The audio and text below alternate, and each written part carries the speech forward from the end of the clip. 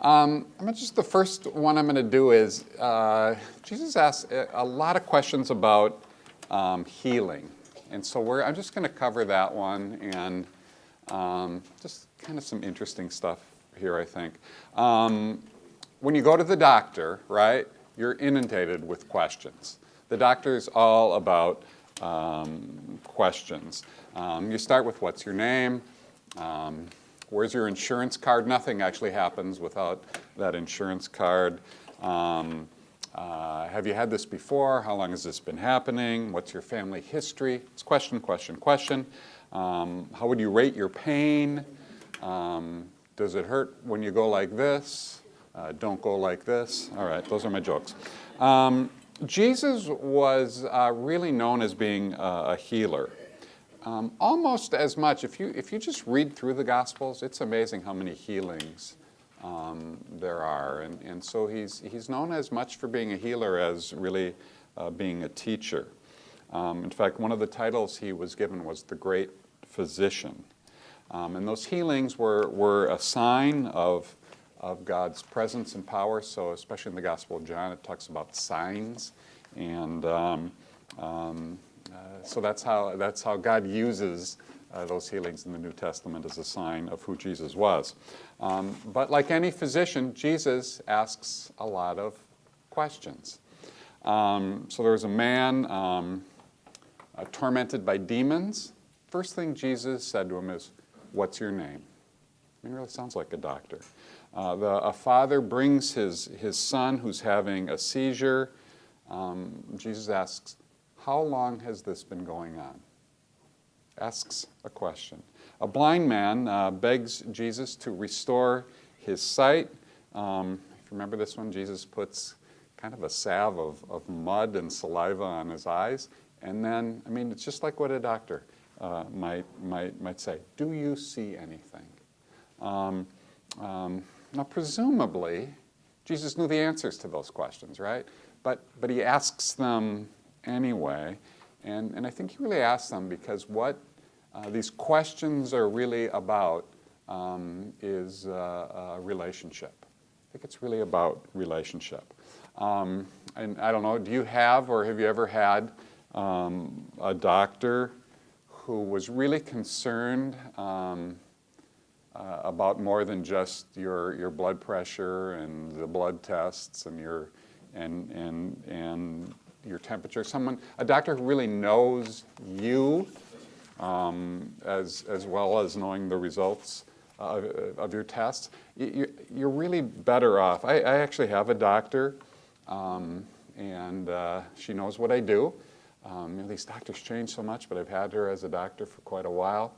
And so she might ask me if I'm there, like in December. She might say, is this a stressful time of year to her or to you? And just kind of concerned about those things. And when she asks if it's stressful, I might say, well, I got these Word for Women ladies hanging over my head. So yeah, it's pretty stressful. But I just have a lot more confidence in a doctor who knows me. I don't know if you've had that experience. Because it's about relationship, right? And I think these questions really are about relationship and teach us something about us asking questions of others too. And I'm going to say a little bit more about that later. But Jesus really does that. He asks the questions to deepen the relationships instead of just snapping his fingers or instead of just giving an answer. This is my favorite story just because it's so odd. The biblical stories that seem kind of inexplainable almost are actually some of the most interesting ones. So this one happens in John chapter 5. There was a pool of water in Jerusalem. It's probably called Bethzatha would be the closest, but you have Bethesda Hospital. It's really the same word. So it was a place where people would go to be healed. And so these invalids would be brought to that pool because it was believed that an angel would come and stir the water up, and then the first one in the pool would be healed. Okay? So that's what it was believed. So Jesus goes there, and this is what we read in John 5. One man was there who'd been ill for 38 years. 38 years. When Jesus saw him lying there and knew that he'd been there a long time, he said to him, "Do you want to be made well?" That's a really interesting question. Do you want to be made well? So this guy's been sick for 38 years, and Jesus comes along and asks the question, do you want to be made well? Isn't that, I think that's a strange question to ask. He's been sick for 38 years. Do you want to be made well? We would expect a resounding, yes, I want to be made well. So why did Jesus ask the question? Well, again, it's about relationship, but maybe the man didn't want to be made well. Maybe sitting there by the pool was like a pool party for him. Maybe he liked all the sympathy he received. Some folks actually like to be a victim. Maybe people gave him money or food. Maybe, I've never met anyone like this, but maybe he just enjoyed whining all the time. Right? Possible? So Jesus asked, do you want to be made well? This is verse 7. The sick man answered him, "Sir, I have no one to put me into the pool when the water is stirred up. And while I am making my way, someone else steps down ahead of me." Okay, remember the question? Do you want to be made well? And how he answers that question is he makes a complaint and an excuse. A complaint and then an excuse. Apparently it's very competitive at the pool. When the angel stirs the water, well, who gets in first, right? The woman with MS or the guy with tuberculosis. No, it's someone with chapped lips who just jumps right in, right? It's easy for them. So that's his excuse. The man can't get in there because when the water's stirring, he's got no one to help him. He's got no friends, no family. He's making all kinds of excuses which have nothing to do with what Jesus is asking him. We actually learn a lot about him. Jesus, I think, learns a lot about him. You've been sick for 38 years. Do you want to be made well? It's really a yes or no question, and he doesn't answer it. But interestingly, verse 8, Jesus ignores the man's non-responsive answer, and he says to him, "Stand up, take your mat, and walk." So Jesus does heal him. Probably was going to always heal him, but the question is really interesting. Do you want to be made well? I actually think, as all of these are, but I think that's an interesting question he asks of us as well. Do you want to be made well? Well, I want my spouse to not be so annoying. Right? We do that too. We shift it to something. Do you want to be made well? Well, actually, what I want is I want to take a small pill 3 times a day, and I don't want to exercise and eat well. Right? I want a pill, is your answer. Do you want to be made well? I think Jesus, when he says, do you want to be made well, he's kind of asking too, are you willing to work with me here? Right? Because I actually think healing still takes place. In fact, I know it does. I actually think the best healing takes place when we have a combination of science and all of the spiritual resources that God gives to us. Actually, at Celebrate Recovery last night, I was talking to a guy, and he had a heart thing going, and he told me this story. He said, my doctor was actually surprised how well I did. They put the stents in, and so he was surprised how well I did. And I said, well, I got a lot of people at church praying for me. And the doctor says, I wondered if that wasn't so. Because that's what I see. If it's more than just me and the things I do. And they had a conversation. about it. I think doctors who recognize both, those are the best doctors. That's the doctor you want. And our relationships with the doctors allows, I think, helps our ability actually to be healed when you have it. And Jesus knew that too. And that's why I think he asks so many questions. Because those questions bring us closer to Jesus, deepen the relationship, and actually allows healing to take place. All right.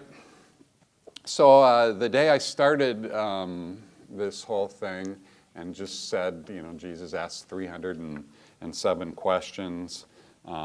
He's asked 183. And only somewhere between 3 and 8 are answered. That's actually where you guys wanted to start. Well, which ones does he answer? I think it was the first question you asked me. And I've put it off and can do so no longer. All right. And as you think through them, sometimes he actually gives indirect answers. And I find these indirect answers, again, are really interesting. I'm just going to do a couple of those, and then I'll tell you the 7 questions I think he does answer. Matthew 22, Jesus is asked, does the law allow people to pay taxes to Caesar or not? That's an interesting question. It was actually a trick question, because if he says, yes, it does allow that, then he's going to be seen as kind of being a stooge of the state, right? He's supporting these hated Roman occupiers, and so the people are going to be mad at him. If he says no, you shouldn't pay taxes to Caesar, then he's going to face the ire of the Romans. And Jesus is annoyed by the trap, answers a question with, why do you test me, you hypocrites? Right? But then he does this. He points to a coin, and he asks another question. Whose image and inscription is on this coin? It's classic Jesus answering a question with a question. And the Pharisees who are asking him answer by saying, well, it's the emperor's image on the coin. It's Caesar's image. So this is Jesus' answer. Give to Caesar what belongs to Caesar, and give to God what belongs to God. Now, the interesting thing about that is we don't really know what that means, right? I mean, you'd say, well, give to Caesar what Caesar's. Well, that means it's okay to pay your taxes. But it could be give to God what belongs to God. Well, everything's God's, right? It could mean the opposite. So Jesus has given what is kind of a direct answer. Give to Caesar what is Caesar, give to God what is God.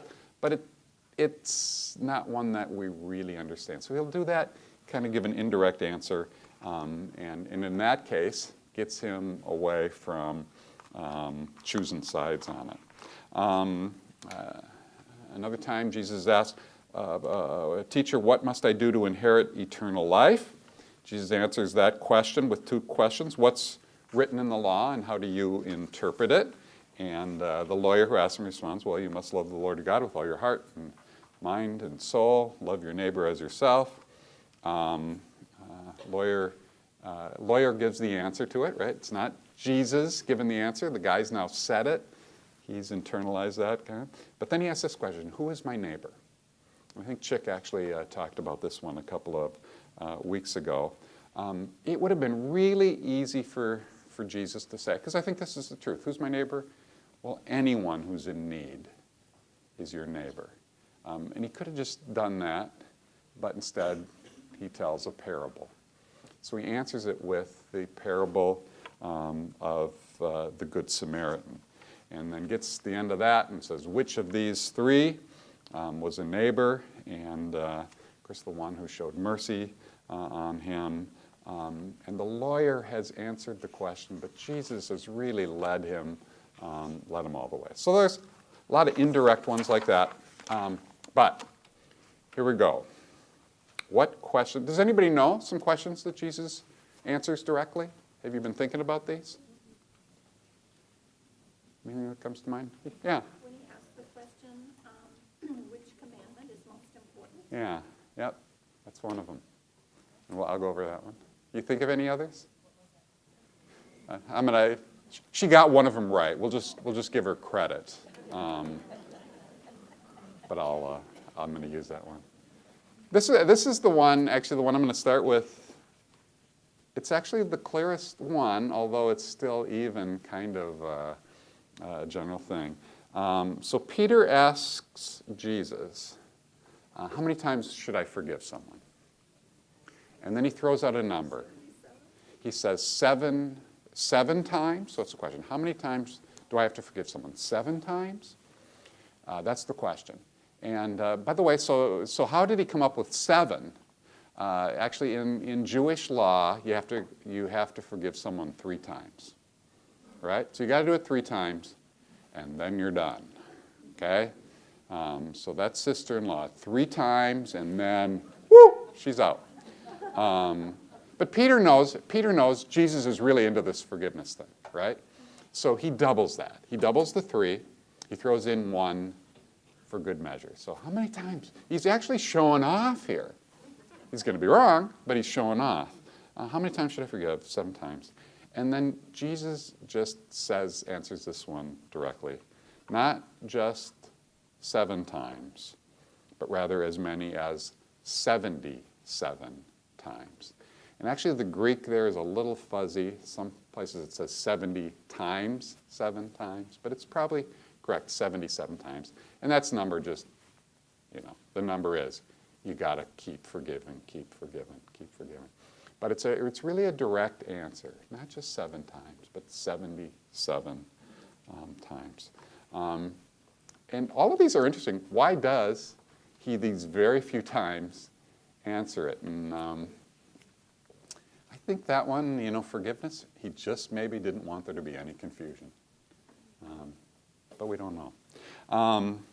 Here's another interesting one. Jesus is asked if Moses was wrong to allow men to divorce their wives for any reason. Okay? So Moses actually did. You could get a certificate of divorce, much like you can today, pretty easily in Moses' law. And was Moses wrong? I say to you that whoever divorces his wife, except for sexual unfaithfulness, and marries another woman, commits adultery. So he just gives this really direct answer, which he doesn't do very, very often. This is the one Nancy knew. Jesus asked, which commandment is the most important of all? And this is Jesus' response.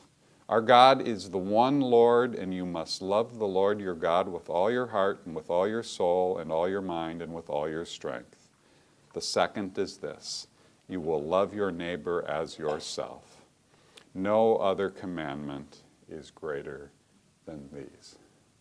So that's direct.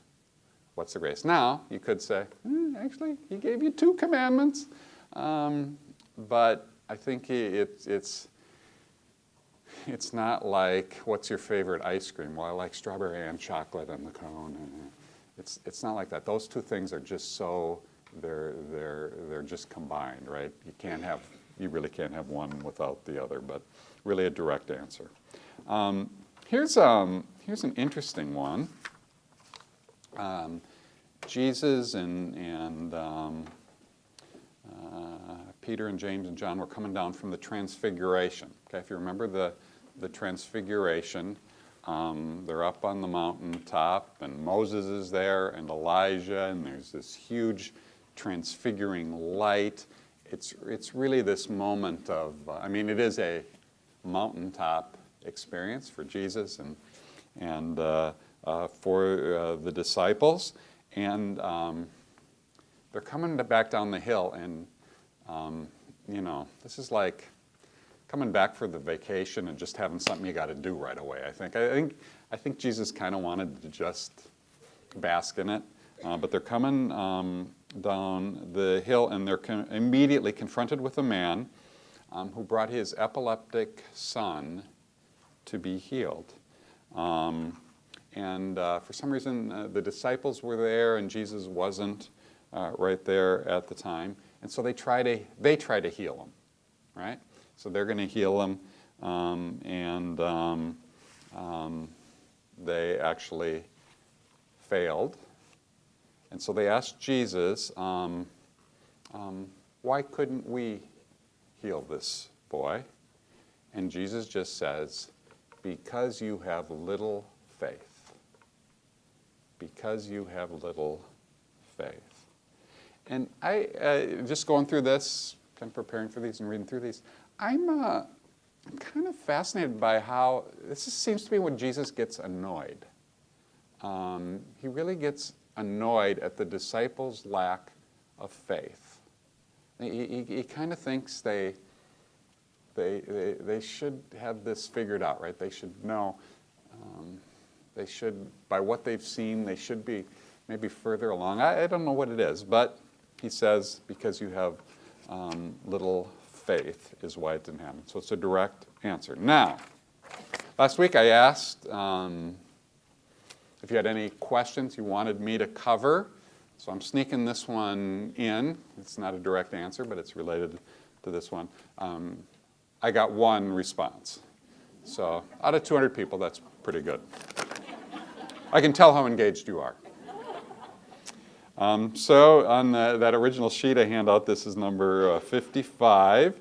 And the question is, when the Son of Man comes, will he find faith on earth? So that was the one you wanted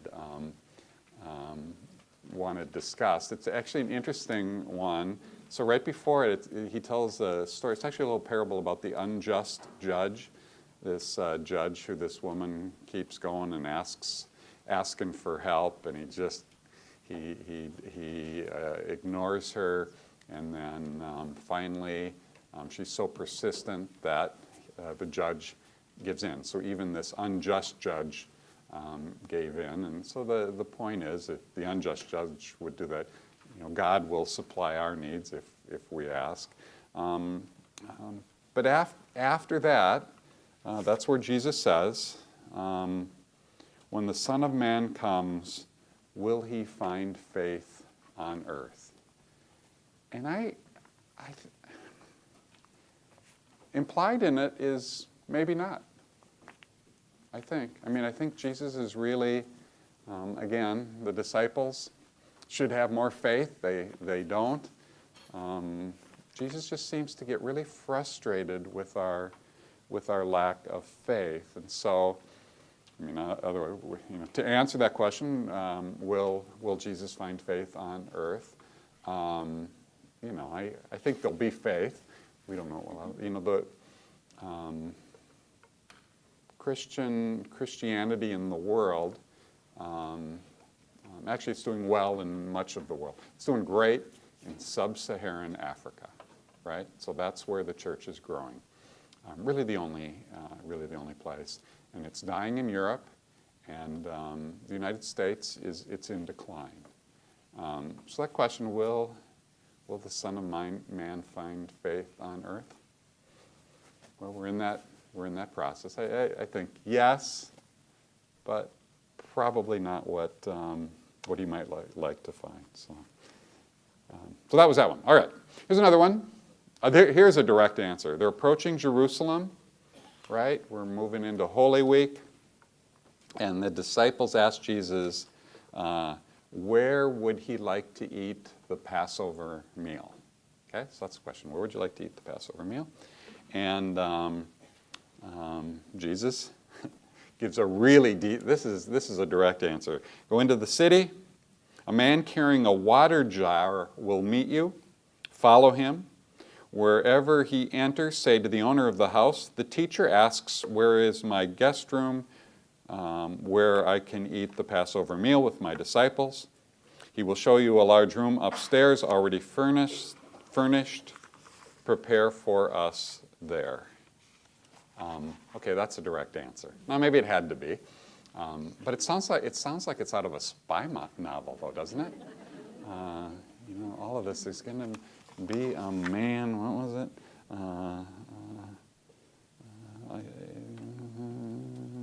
a man carrying a water jar will meet you. And of course, that's what happened. Direct answer. And then there's two more that I have. I identified 7 of them. This is in John 13. Jesus is at the table for the Last Supper, right? When he says, Jesus just says, someone's going to betray me. And the disciples are, that's not possible, not possible. And Peter, he's the one to kind of always say the question that needs to be asked, Lord, who is it? So Peter asks, Lord, who is it? Who's the one who's going to betray you? And Jesus gives Peter a really direct answer. He said, it's the one to whom I will give this piece of bread once I have dipped it into the bowl. And then Jesus takes that piece of bread, dips it in the bowl, and gives it to Judas. So again, direct answer. And then finally, in the last hour of Jesus' life, he's before the crucifixion. He keeps getting asked a lot of questions, and he generally doesn't answer them. Pilate asks him all these questions, and he either is silent or he might say, you say that I am. Doesn't really answer them, but now he's before the high priest in the temple, and the high priest says to him, are you the Christ, the Son of the Blessed One? And Jesus answers, this is as direct a response and two of the most important words he ever says. Are you the Christ, the Son of the Blessed One? And he says, I am. I am. 2 really little words that make a claim that is as big as the universe, right? And he'd been avoiding that claim. You know, when Peter responded, who do you say that I am? You're the Christ, the Son of the living God. He said, don't tell anyone. And in much of it, it's don't tell anyone. But now he says, I am. I am. He makes that, and then goes to the cross. So those are the 7 that I've identified as direct answers. And they're kind of interesting, but if you just took those, if those were the 7 things we knew, we'd really be missing a lot. And actually, I found them less interesting than I found the questions he didn't answer, or the questions that he asked even more. Because these questions move us, right? Jesus makes a claim, okay, you respond to that claim, but you don't respond to Jesus in exactly the same way. That's really how we grow is in the questions, as we'll see in this last group. Okay, here's the last group of questions. These are questions that Jesus asked after the resurrection. Okay? So it's Easter has happened, and now Jesus is going to ask some more questions. We might expect that he'd do something else, right? I mean, he's died on a cross, he's been risen from the dead. It seems like he could be a little bit more declarative. I'm back! Or really just explain it all, right? Just tell us what happened. Give us the whole. And he has a couple of those. He says, my peace I give to you.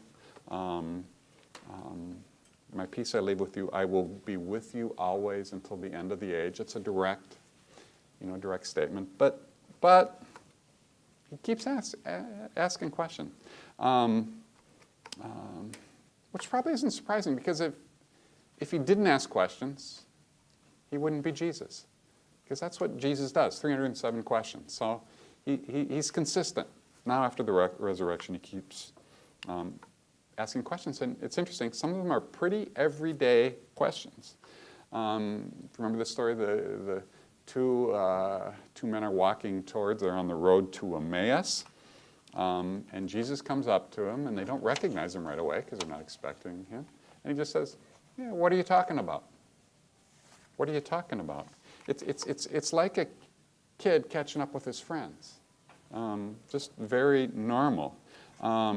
Later then, it's really famous, and it shows up in the different Gospels. Jesus shows up, and the disciples are fishing, right? And he just shouts out to them, "Have you caught anything to eat?" Just a question, right? And then, a little later, Jesus says this, "Do you have anything to eat?" So why's he at that question? Again, it seems like the risen Lord of all creation should have something more important to say. This is like a teenager who's coming home from school, right? Is there anything to eat? But in a way, it shows Jesus' humanness. And I think that's kind of the point of this question. Eating in front of the disciples just shows that he's real. He's not a ghost, right? Because ghosts don't need to eat. So even the resurrected Jesus is human. And he knows the experience of being hungry. Very human thing. Do you have anything to eat? Actually shows a little bit of vulnerability, even the risen Christ, in his humanness. I think when do we actually have that question? It's the guy at the stop sign. You get off the freeway, and he's there with the sign. And do you have anything to eat? And that's who Jesus. That's who Jesus relates to, people who are hungry. Also, I think it just kind of shows Jesus is with us in all the moments of life. If eating is an important thing, and we know that it is, that's a holy moment too. It's not just when you're here in church, or every moment is holy, and God is with you in each moment. But then, right at the end of the Gospel of John, Jesus has 3 more questions to ask. And I got to say, these are 3 of my favorite ones. And if you know this, it's the same question, right? So Jesus turns to Peter, right? And he says to Peter, "Simon, son of John." And when he says that, that's kind of the formal name. It means business, right? And then comes the question that is much more important. Simon, son of John, do you love me? Do you love me? Now, I don't think there's any question that's more vulnerable than that. Have you ever asked someone that question? Do you love me? Or how about this one? Something's happened. And you say, do you still love me? Because maybe you're not sure. Something's happened. Do you love me? Now, I actually always thought Jesus asked that question for Peter's sake. And we'll get to that, and I think he does. But it actually also seems like something Jesus needs to know. Do you love me? A lot of times these answers are going in other directions. The questions rather are to teach or to do something else. But I think it matters what the answer is.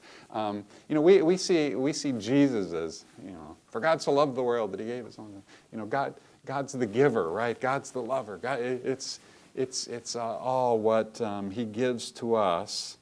But when Jesus says, "Do you love me?" it suggests Jesus might be a lot like you and me. He wants to be loved. He yearns to be loved. He's somehow vulnerable in this question. Jesus asks Peter, "Do you love me?" And Peter responds, "Yes, Lord, you know that I do." And Jesus says, "Feed my lambs. Okay? Asked and answered. Except Jesus asks a second time, Simon, son of John, do you love me? And Peter's response is the same. Yes, Lord, you know that I love you. And Jesus says, take care of my sheep. But for some reason, Jesus won't let this question go. He asks a third time, Simon, son of John, that kind of formal thing. I asked Ruth, daughter of Curly. There's a formality to that, although Curly's not a formal. Lloyd. Ruth, daughter of Lloyd, do you love me? He asks him a third time. And now Peter's a little irritated, right? And he says, Lord, you know everything. You know I love you.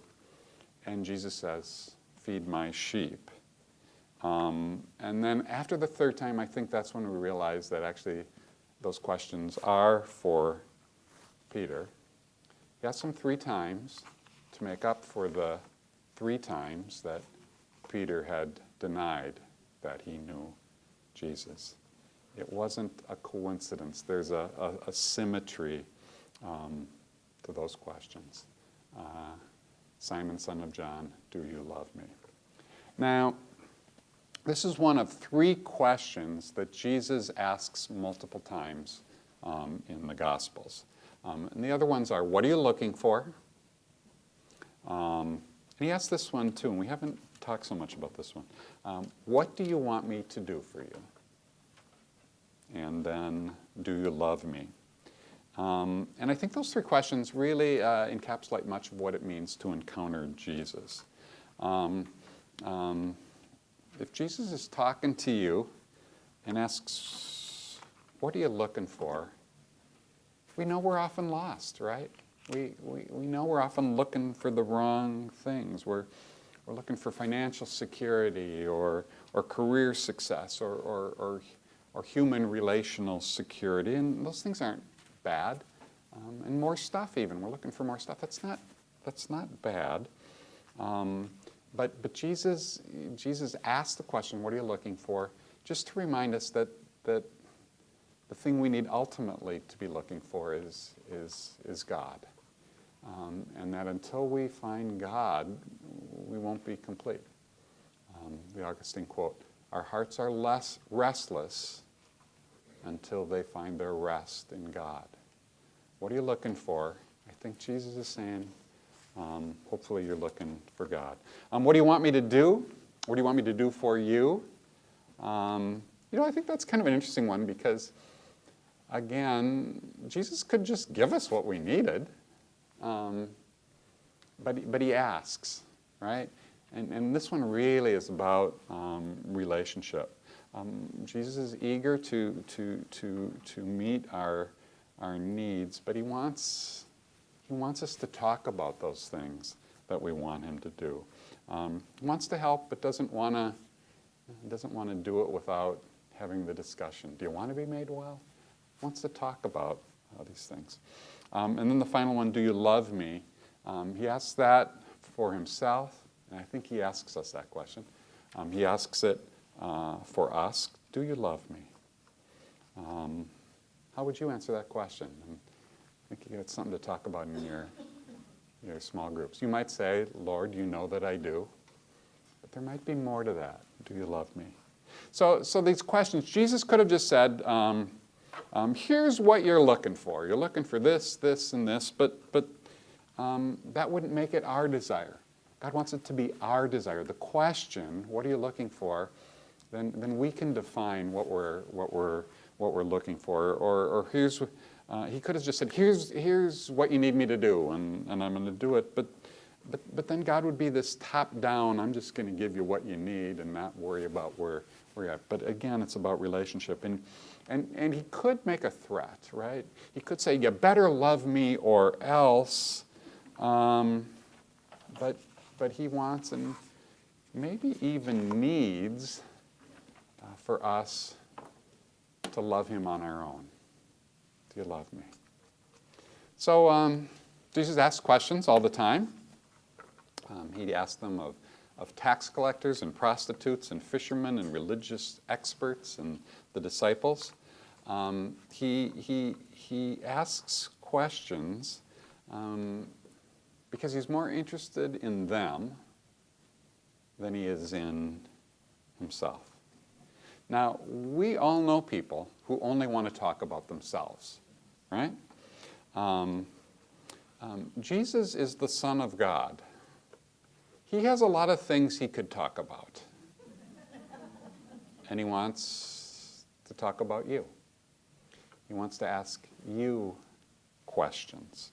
He wants to know what you're thinking. He wants to listen to us. And he knows that we grow a lot more by wrestling with questions than we do than just by hearing an answer. We grow with these questions. And I think here's this is just a little over here from all of Jesus' questions, but I wonder if we just all shouldn't, and I've been trying to do a little of this these last weeks, just spend more time asking people questions. Now, I don't know exactly, that teenage kid you've got, I think you can just tell them what they got to do, and that's what we do. And but what if what if you ask them, what do you think you should do? What do you think would be the right thing to do? And whoever you come across, what if you just occasionally asked your friend, how's your heart? How's your heart? Or ask somebody this, hey, what are you learning these days? Are you learning something? And they might not be, but then next time they might have something to tell you. They might want to have an answer to that. What's going on in your life? How are those work frustrations going for you? Just ask people questions and then listen. And then listen. If you do that, I think you'll be like Jesus, right? Asking questions, asking questions, asking questions. And those questions I handed out the first week, I just think they work as a devotional, as a quiet time, Just ask some of those questions. And you don't have to do it. There's two ways to do it. You can see where it was in the Bible. You can see what the context was for Jesus. But you can just make it about yourself. What are you looking for? Or this one, Jesus asks you, who do you say that I am? What's your answer to that? That's a big question. Who do you say that I am? Or I love this one. Why do you notice the speck in your neighbor's eye and not the log in your own? Could any of us just take a pretty hard look at ourselves on that one, right? Ask the question. Ask it of yourself. Ask it with God. And this one, too. Can any of you, by worrying, add a single hour to the span of your life? Okay, you can ask yourself that question, but I'll tell you the answer is no. But by asking the question, why am I worrying about this? I can't do anything with this. It doesn't change. Or this one, why are you afraid? Have you still no faith? Jesus asks you that. I can have faith. I don't need to be afraid. And then there are times we ask this one, my God, why have you forsaken me? And I think we know now, hopefully you know, that's okay. Jesus asked it. Israel asked it over and over and over. My God, why have you forsaken me? When you're feeling that, God wants you to ask that question. God wants you to consider it. And then this one, do you love me? Jesus asks, do you love me? Do you love me? And try to answer him. I'll just say Jesus, who's the great listener, he wants to hear what you have to say. All right, I've talked too long, but questions? Yeah. Is there any correlation, or do you think there's any correlation that Jesus asked Peter